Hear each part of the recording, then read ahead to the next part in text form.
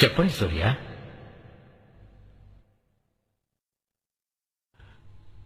ఈ కోర్టులో మీరు చెప్పే తీర్పే ఫైనలా? అవును, ఈ కోర్టులో నేను చెప్పే తీర్పే ఫైనల్.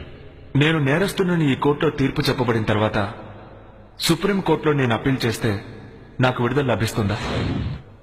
ఆఫ్ కోర్స్, మీరు విడుదలవ్వడానికి అవకాశం ఉంది. ఈ కోర్టులో నేరస్తులని నిర్ధారించబడిన వాడు పై కోర్టులో విడుదలయ్యే అవకాశం ఉంటే ఈ కోర్టు ఎందుకు, మీరెందుకు, నేనెందుకు, ఈ లాయర్లు ఎందుకు? కేసు ఒకటి, తీర్పు రెండా? అలా రెండు తీర్పులు ఉన్నాయంటే చట్టంలోనూ న్యాయశాఖలోనూ ఏదో తప్పుందనేగా అర్థం. హైకోర్టు హైదరాబాద్ లో, సుప్రీంకోర్టు ఢిల్లీలో.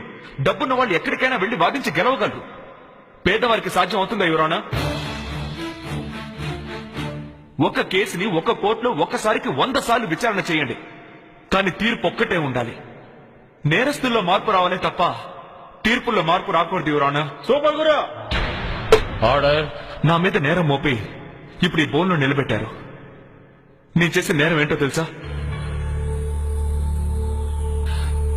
సార్ ఒక్క నిమిషం. బలవంతంగా ఒక అమ్మాయిని చేరిస్తే దానికి ఏం సెక్షన్ సార్? అయ్యా మీరు చెప్పండి. ఐపీసీ 376. సార్ కల్తీ నిరోధక చట్టం సెక్షన్ ఏంటో ఏ సంవత్సరం చెప్పగలరా సార్? సార్ మిమ్మల్ని సెక్షన్ 12 సార్. తప్పు సార్. సెక్షన్ 16 సంవత్సరం 1954 సార్.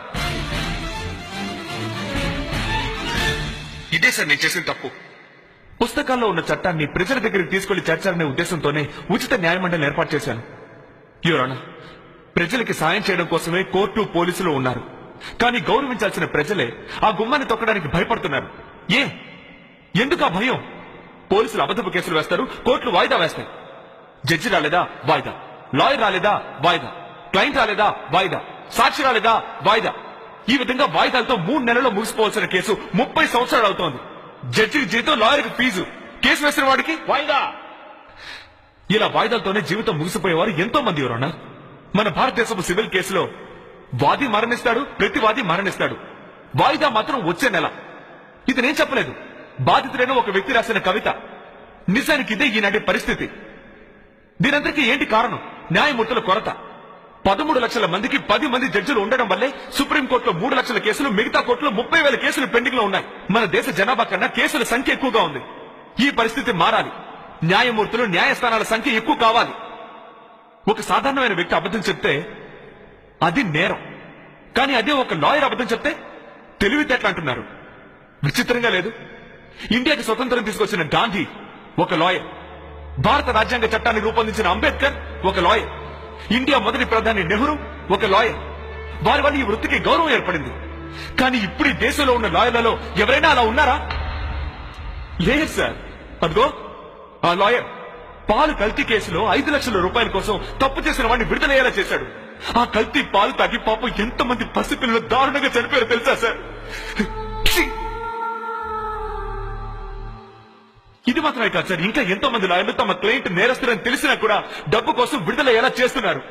డబ్బు కావాలంటే దోపిడీ చేయొచ్చుగా, స్మగ్లింగ్ చేయొచ్చుగా, బ్రోకర్ కూడా చేయొచ్చుగా. పవిత్రమైన ఈ వృత్తిని ఎందుకు సార్ అవమానించడం?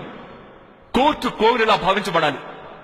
జడ్జిలు, లాయర్లు దేవుళ్లుగా భావించబడాలి. యువరానా, ఒక ఎల్కేజీ క్లాసులో ఒక బిడ్డను చేర్చడానికి వెళ్తే తండ్రి ఏం చదివాడు, తల్లి ఏం చదివింది అని అడుగుతున్నారు. కానీ 5 ఏళ్లు పరిపాలించడానికి వచ్చే ఒక ఎమ్మెల్యే ఏం చదివాడని ఎవరైనా అడుగుతున్నారా? లేక చట్టమైనా అడుగుతోందా? ఈ 100 కోట్ల మందిలో ఎంతమందికి కన్స్యూమర్ కోర్టు ఉందని తెలుసు? చట్టాలే తెలియని గ్రామాలు ఎన్నున్నాయి. ప్రజలకు వాళ్ళ హక్కులు చెప్పే చట్టాలు అర్థం కాలేదు. నిత్యావసర వస్తువుల కోసం ప్రజలు మార్కెట్కి వెళ్ళి వస్తున్నట్టుగా తమ హక్కుల కోసం న్యాయస్థానాలకు వచ్చే రోజు రావాలి యువరానా. ఈ 65 సంవత్సరాల స్వతంత్ర పరిపాలనలో జరిగిన తప్పులన్నిటికీ కారణం ఎవరికి చట్టం గురించి తెలియకపోవడమే. ఇక రాజకీయ నాయకులు చట్టాన్ని ఉపయోగించుకుంటారు. తమ అధికారాన్ని ఉపయోగించి ఐఏఎస్ అధికారుల చేత తమకు కావాల్సిన పనులు చేయించుకుంటారు. చివరికి బలైపోయేది ఆ ఐఏఎస్ అధికారులు. ఎందుకు పరిస్థితి? ఇక పాఠాల్లో అశోకుడు చెట్లు నాటించాడు, చెరువు తవ్వించాడు, ఇవేమీ అవసరం లేదు. పాణిపట్ యుద్ధం, కళింగ యుద్ధం అవసరం లేదు.